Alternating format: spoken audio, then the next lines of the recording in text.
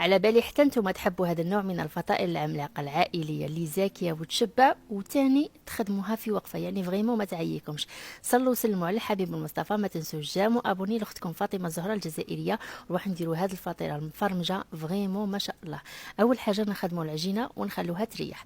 عندي هنا كاس تاع الحليب، ندير معاه مغرف تاع السكر، مغرف تاع خميره، نزيد معاهم هنا اوليزوا زيت الزيتون المعروف بالجوده تاعه، عندي حوالي ربع كاس، حبه تاع البيض، شويه تاع الملح، نخلطهم مليح ونجي نلم بالفرينه تاع ساره. هذه الفرينه متعدده الاستعمالات فريمون ما شاء الله، لكل حاجه يعني تخدموها تجي شابه، سواء كاطو ولا مخبوزات ولا فريمون روعه. ديت حوالي 500 غرام، لميت هذيك العجينه وخليتها تريح. لافاكس انا استعملت البصل، استعملت حبه تاع البصل من هذا الاحمر، كان عندي من الافضل ديروا الابيض.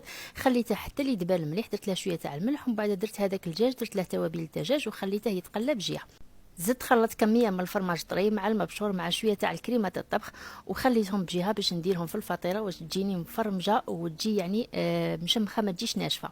هنا بعد ما حليت العجينه لازم تحلوها رقيقه، درتها في البلا كيما هكا في طاجين ولا حاجه تكون كبيره. انا درت يعني فطيره وحده خطره وحده.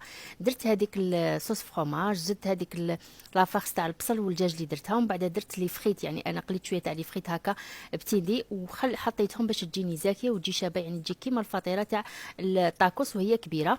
ومن بعد زدت كميه من هذاك الفرماج اللي كنت خلطته مع الكريمه الطبخ وغلقت بالعجينه هكا. هنايا لازم تحلوا لاباط تاعكم رقيقه، قلعوا هذوك الجوانب، ضغطوا مليح باش بدنا الحلش، دهنوها بالبيض، شويه تاع البودر الخشخاش